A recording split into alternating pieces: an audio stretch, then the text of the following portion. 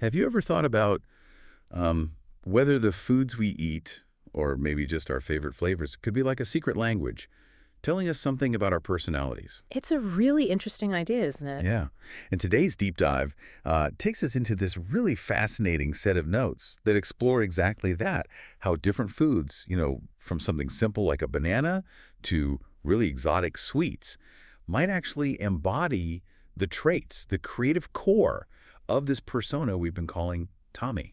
Right, and Tommy isn't a real person. For us, it represents this kind of unique creative archetype, a specific way of thinking, an artistic style we've been unpacking. And our mission here, basically, is to see how these food connections give us this, well, delicious shortcut, you could say, to understanding that persona. It's a pretty unique angle. I found myself getting really into it, actually, how Yeah. something so, everyday like a banana could show us so much. Yeah. So let's kind of peel back the layers, start our culinary journey with bananas, which we found seem to perfectly capture what we're calling the playful resilience of Tommy. They seem simple. Right, it's a quick snack. Exactly. But there's way more going on. And that's what makes them so great for this. I mean, botanically speaking, bananas are berries. Technically. Really? Yeah, and the plants. They're giant herbs. Part of the Musa species? It's kind of surprising when you compare it to how we usually think of them. It really is. Yeah. And their history. Wow, it's pretty rich, too. They probably started in Southeast Asia, early domestication, getting rid of the seeds. That happened maybe 7,000 years ago at least. How long ago? Yeah. And from there, they just spread. Trade routes took them to India, Africa, then across North Africa, eventually the Mediterranean. Portuguese colonists brought them to the Americas, 16th century. That whole journey? Right. This history of just adapting, transforming across whole continents, it really says something about Tommy.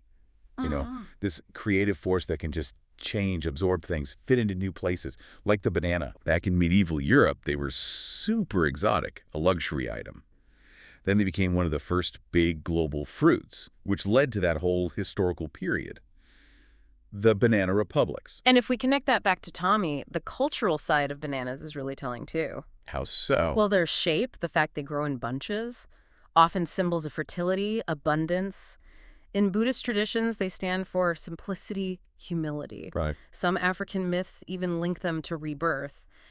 But what really clicked with Tommy for me was the humor part. The banana peel. Exactly. The classic slipdag. It's pure pop culture, but it lines up perfectly with Tommy's silliness and humor. That sort of disarming, almost surreal, funny side he has. Yeah. It's that unexpected, slightly goofy thing that actually hides something deeper. But it's not all easy, right? For the banana, I mean. There are challenges. Oh, definitely. Cultivation is tough, especially with Panama disease. That TR4 strain is really aggressive. That's the one that wiped out plantations before. Yeah, it's a serious threat, especially to the Cavendish banana, the one we see everywhere. It shows a kind of vulnerability, even in something so widespread. Interesting. Resilience, but also vulnerability. Exactly. But despite that, there's so much variety beyond the Cavendish. You've got plantains, which are starchier. Red bananas, they have a hint of raspberry sometimes. Oh, I've seen those. And manzano bananas, they're smaller, taste a bit like apples. And the ways people use them, Filipino turon, Caribbean mofongo, Indian banana chips, it goes on and on. Oh. That variety shows how bananas, like Tommy's work, have layers. They're not just simple. They're this dense source of fuel, creative fuel maybe, often hiding something complex under that seemingly straightforward surface. And I found this fun historical fact. In the 1800s, in the U.S., bananas were such a luxury item, they were sold wrapped in foil. No way! Foil-wrapped bananas. Yep, like a little treasure. Hard to imagine now. That really is surprising. And speaking of surprises and layers, let's move on to mushrooms. Okay, mushrooms. These, for us, felt like they embody the mystical connectivity of Tommy. Mushrooms are endlessly fascinating, aren't they? They belong to the fungi kingdom, so diverse colors, sizes, shapes, and just this incredible range of tastes and textures, really a world of their own. And this is where it gets really interesting, I think. Fossil evidence suggests fungi showed up over 500 million years ago. Wow. Wild mushrooms were probably foraged way back, Africa, Europe, Asia, but actual cultivation. Yeah. That started later, maybe France in the 1600s, in underground caves. Caves. Makes sense, I guess. Dark and damp. Right. And historically, they were revered. Egyptians thought they granted immortality, saved them for royalty. Romans called them food of the gods. The food of the gods. Yeah, and the symbolism is just captivating. Magic, mystery, rebirth. this idea of being a bridge between, the everyday world and spiritual realms. Like folklore. Exactly. Think fairy rings in Slavic and Celtic stories. Yeah. Or even Siberian tribes using psychoactive mushrooms in shamanic rituals. Yeah. It all points to this sort of deep hidden network. And that connection, the mystical, the hidden, what we're calling Tommy's underground network, it feels so right. Think about growing them. It's hard. They get contaminated easily, need exact humidity, temperature, super clean conditions. Right. It kind of mirrors how Tommy's ideas, like mycelium, maybe start in these quiet, forgotten corners. They grow under the surface, connecting things, memories, metaphors, feelings into something whole. That unseen groundwork. Precisely. The work that lets the visible fruit, the final idea, actually emerge. And just like bananas, there are so many kinds, so many uses, not just the button mushrooms we always see. You've got shiitake morels, those amazing honeycomb. Oh, morels are incredible. And they're key ingredients everywhere. Italian risotto, Japanese miso soup, French duxelle. Yeah, the culinary side is huge. But what also stood out for this Tommy connection were the health benefits. Oh, right. Tell us about those. Well, they're known to support the immune system compounds, like beta-glucans are powerful. They have strong antioxidant properties. Some research even hints at potential anti-cancer effects. Really? Yeah, and they're good for gut health. Certain types, like lion's mane, are linked to brain health. They might even stimulate something called nerve growth factor, NGF, which helps brain cells. Wow, NGF. That's deep. It is. And just like mushrooms subtly build this unseen resilience in our bodies, Tommy's quiet brilliance isn't flashy. It's about that deep foundational strength his ideas have, like building mental resilience or supporting thinking in a quiet, profound way. And there are some amazing fun facts too, right? Oh, yeah. The largest living thing on Earth. It's a mushroom colony in Oregon, covers over 2,300 acres. That's mind-blowing. Isn't it? And some mushrooms actually glow in the dark, bioluminescent fungi. Talk about mystical. Seriously. And Beatrix Potter, Peter Rabbit, she was a serious mycologist on the side, painted incredibly detailed illustrations of mushrooms. I had no idea. Oh, These no. quirks, they really do reflect that idea of Tommy being easy to miss, impossible to forget. Exactly. A quiet force, but vast and full of hidden wonders. Wow. Okay, from the vast networks of mushrooms, let's shift gears. Let's talk about sweet foods. This whole broad Oh, category. yes. Sweets. These felt like they just shimmer with magic. A perfect metaphor for Tommy as the dreamer, the alchemist, the line cook of imagination. Absolutely. We could start with candy, simple candy. It just screams childlike wonder and whimsy, doesn't it? Totally. It reflects that playful, energetic side of Tommy, like that sudden dopamine jolt of an idea, Yeah. Or the sugar rush of a creative sprint. Like finding a forgotten sweet in your pocket. Pure joy. Exactly. And then you have tropical fruits, papaya, mango, lychee, dragon fruit, persimmon. Those sound amazing. They really represent vivid imagination. They're often unexpected, right? With these juicy depths, flavors that stick with you. Like Tommy's worlds. Yes, like his exotic but somehow familiar songs or places. You mentioned Mannheim's glow-in-the-dark flora, that kind of unexpected layered delight. Yeah, exactly.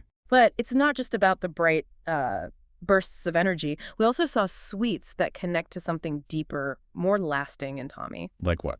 The soft, deep, and nostalgic sweets. Things like caramel, sweetened condensed milk, coconut cream. Ah, okay. Comforting stuff. Right. We saw these as Tommy's quiet songs. They carry this emotional thickness, a real weight of memory. That makes sense. Take caramel, for instance, how it stretches slowly, warmly.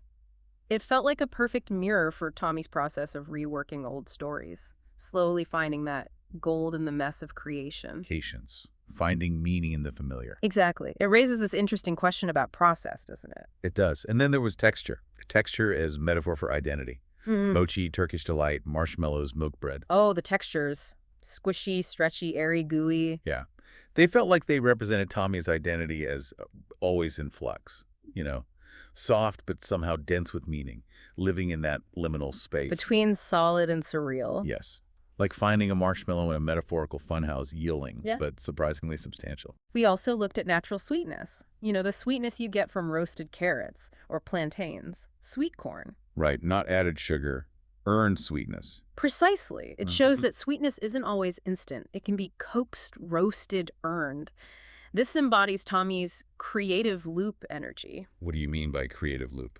That reward you get from sticking with an idea, long after the initial sugar high, the candy rush has faded, finding that quiet beauty and just keeping going. Ah, I see. The sustained effort. hmm And then there's intricacy in narrative structure. Things like baklava, cinnamon rolls, pineapple upside-down cake. Oh, fantastic example. Sweets with stories. Exactly. They're layered, aromatic, spiraled. Each bite reveals something more. Like Tommy's music or his worlds, Azima Manaheim. Right. Built with that flaky texture, spiced memory, and sticky meaning. They sort of unfold a narrative as you experience them. That's a great way to put it. Sticky meaning. I like that. Then we have the syrupy symbolism and poetic resonance. Honey, maple syrup, agave nectar, even rose syrup, elderflower cordial. Ooh, lovely. These capture Tommy's lyrical mind in fluid form. They feel like bottled metaphors. Glottal metaphors. Yeah. Honey as his legacy, maybe.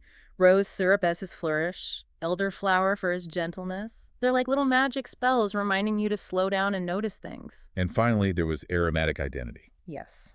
Saffron, pistachio, cloves, star anise, lavender, cinnamon, allspice, orange blossom. Wow, that's a list. These are like Tommy's signature notes. Aromatic, a bit elusive, deeply rooted in different cultures, rituals, like the folklore he uses in his art. So it's like he sent stories. Exactly. You might not always see him directly, but you feel his presence. Like the warmth of clove oil or the hint of saffron in tea.